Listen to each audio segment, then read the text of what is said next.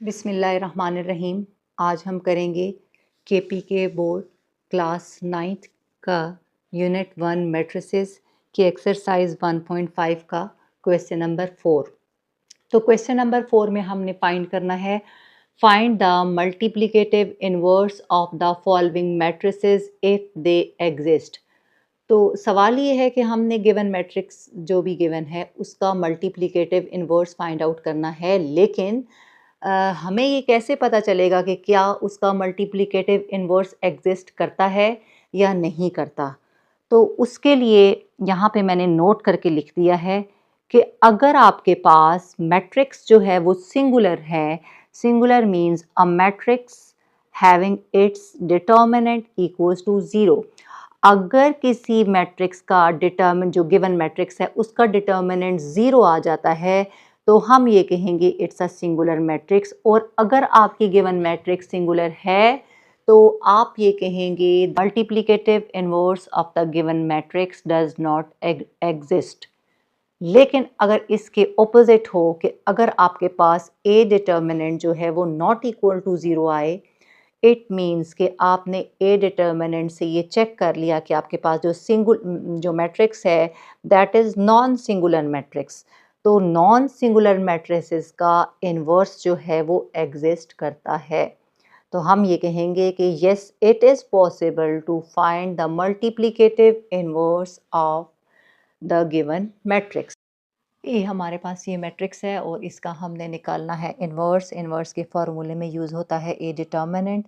Determinant निकलने के बाद देखेंगे कि क्या डिटर्मिनेंट इक्वल्स टू ज़ीरो है, तो हम लिखेंगे it is impossible to find its inverse.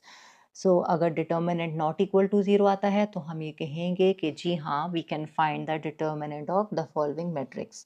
तो हमारे पास ये ए मैट्रिक्स है, हम इस ए मैट्रिक्स का डिटर्मिनेंट लेते हैं। डिटर्मिनेंट मीन्स हम इसको बार्स के अंदर लिख लेते हैं।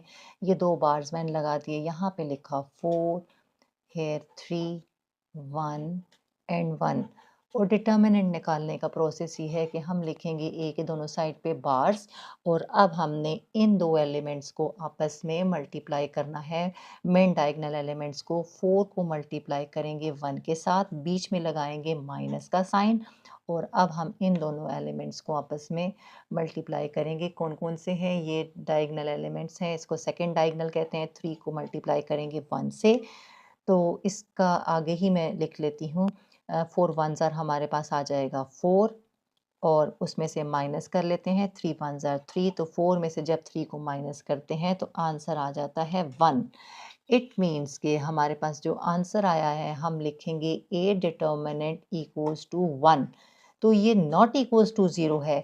तो जब भी आपके पास determinant of A not equals to zero आए तो हम ये कहते हैं कि given is a non singular matrix. तो हम लिखेंगे as A is a non singular matrix therefore its inverse exist, कि इसका इनवर्स जो है वो एग्जिस्ट करता है।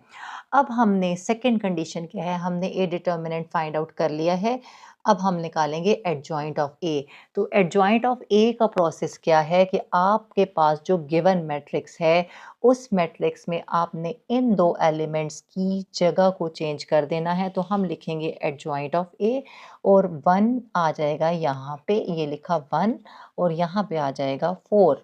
इसी तरीके से इन दोनों के साइंस को चेंज कर देंगे, इसको मैं रिप्लेस कर देती हूँ। यानी 1 का साइन -1 हो जाएगा जबकि 3 का साइन हमारे पास -3 हो जाएगा। तो ये हमने दोनों चीज़ें निकाल ली। अब हम इन दोनों को यानी हम ए डिटर्मिनेंट की वैल्यू को और दूसरा एडजॉइंट ऑफ ए यानी इसको और ए डिटर्मिनेंट को उठा के अपना जो फार्मूला है जिसको मैं कह देती हूँ कि ये हमारे पास इक्वेशन 1 है, इसको मैं बोल देती हूँ दिस इज़ इक्वेशन 1। यानी इक्वेशन 1 में पुट करते हैं। इक्वेशन 1 क्या थी, मैं यहाँ लिखती हूँ A inverse this is equals to 1 by a determinant into adjoint of a।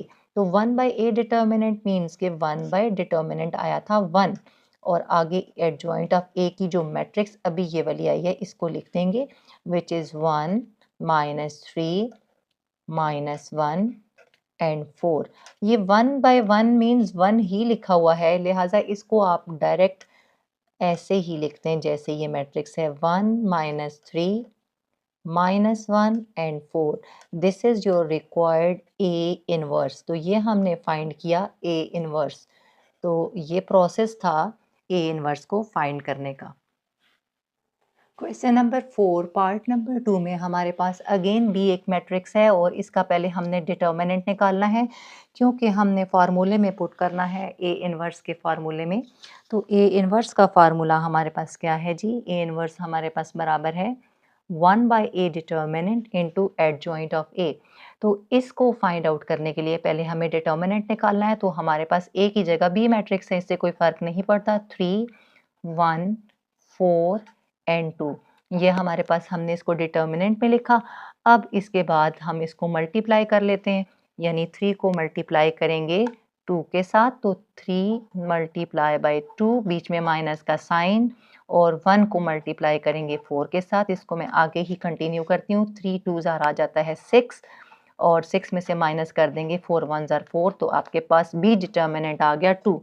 As B determinant हमारे पास आ गया है 2, बी डिटर्मिनेंट की वैल्यू आई है 2 and this is not equals to 0। चूंकि बी डिटर्मिनेंट की वैल्यू 2 आई है जो कि नॉट इक्वल्स टू 0 है, तो हम ये लिखेंगे as B is a non singular matrix therefore its inverse exist. तो हम ये कहेंगे कि इसका इनवर्स एग्जिस्ट करता है। अब इनवर्स तो एग्जिस्ट कर गया, अब इसकी दूसरी क्या कंडीशन है कि एडजॉइंट ऑफ ए निकालना है। तो हमारे पास एडजॉइंट ऑफ मैट्रिक्स बी है, तो एडजॉइंट ऑफ बी निकालना है। रूल क्या है? रूल के मुताबिक हमने फर्स्ट डायगोनल एलिमेंट्स के प्लेस को चेंज कर देना है। यहाँ 2 आ जाएगा और यहाँ पे 3 आ जाएगा। सिमिलरली इन दोनों का हम लोगों ने साइन चेंज करना है। We will get 4 here and 1 here. तो अब क्या है जी? फार्मूला जो है फार्मूले में पुट करेंगे। फार्मूला क्या है हमारे पास? बी इनवर्स किसके बराबर है? 1/b determinant. यहाँ हम इस वाली वैल्यू को पुट करेंगे और साथ में बी डिटर्मिनेंट को पुट करेंगे। तो हमारे पास आ जाएगा B inverse, this is equals to 1/b determinant. हमारे पास क्या है? बी डिटर्मिनेंट 2 आया है, तो 2 लिखेंगे। और एडजॉइंट ऑफ बी की क्या वैल्यू आई है? 2 1 -4 एंड 3। अब इस 2 को, यहाँ तक भी आंसर है, लेकिन आप इस 2 को अंदर इंडिविजुअली हर एक एलिमेंट के नीचे डिवाइड कर दें। तो आपके पास फर्स्ट एलिमेंट 2/2, यहाँ पे आ जाएगा -4/2, यहाँ पे आ जाएगा 1/2 1/2, और यहाँ आ जाएगा 3/2। तो ये आपके पास आ गया बी इनवर्स। इसको मज़ीद भी सिंप्लीफाई किया जा सकता है। कैसे सिंप्लीफाई किया जा सकता है? कि अगर हम लिखें B inverse this is equals to 2 1 ज़ार 2 एंड 2 1 ज़ार 2, तो हमारे पास बी इनवर्स की फर्स्ट एंट्री आ गई है 1। उसके बाद यहाँ पे सॉल्व नहीं हो सकता, 1/2, 2 1 ज़ार 2 एंड 2 2 ज़ार 4, तो यहाँ पे आ गया -2, और ये 3/2 एज इट इज़ आ जाएगा। तो this is your B inverse.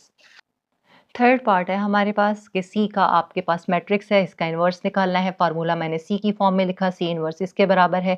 इसको मैं कह देती हूँ कि ये हमारे पास फार्मूला है, और इसको मैं फार्मूला लिख के मैंने कह दिया कि ये आपके पास इक्वेशन 1, इसको इक्वेशन 1 कर देते हैं। अब हमने सी का डिटर्मिनेंट, क्योंकि हमने ये डिटर्मिनेंट लिखा हुआ है, तो पहले सी का डिटर्मिनेंट निकालेंगे। कैसे निकालेंगे? डिटर्मिनेंट के लिए वैल्यूज़ यही रहेंगी, 4 -1 -3 एंड 2। रूल क्या है? रूल के मुताबिक हमने इनको आपस में मल्टीप्लाई करना है, यानी 4 को मल्टीप्लाई करना है 2 से। तो मैं यहाँ पे लिखूँगी 4 मल्टीप्लाई बाय 2, बीच में माइनस का साइन डालूँगी, और बीच में मैं लिखूँगी -1 को। अब इन दोनों को मल्टीप्लाई करना है -3 के साथ।